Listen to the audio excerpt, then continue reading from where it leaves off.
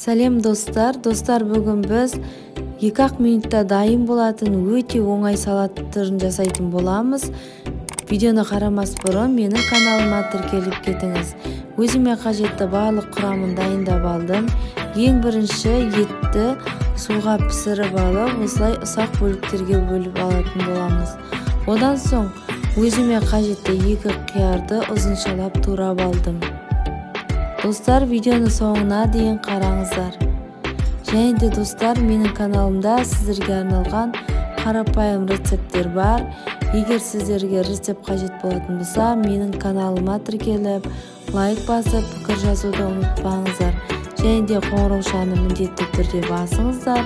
Егер қоңыраушаны басатын болсаңыздар, менің каналымдағы жаңа рецепттерді бірінші болып көретін боласыздар.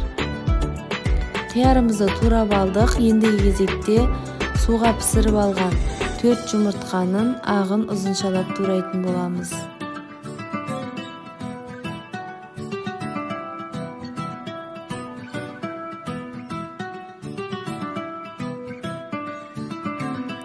Турап алдық. Ендігі кезекте ас бұршағымыз дайын. Майонезімізге аскөгімізді қосып, жақсылап араластырамыз. Және де оған аздап тұз қосып, тағы да араластыратын боламыз.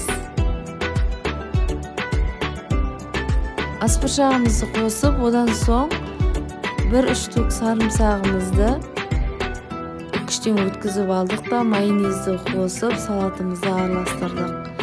Мінекей достар, біздің салатымыз тез ғана дайын болды. Ыдысымызға, яғни тәлікемізге салып, дастарханымызға ұсына берсек болады. Сіздерде де қонақ келген кезде осындай өте оңай салат түрін тез жасап жіберсеңіздер болады. Дастарханның көркін ашар, салатымыз дайын болды. Ас болсын достар. Мен сіздерді каналымда күтемін.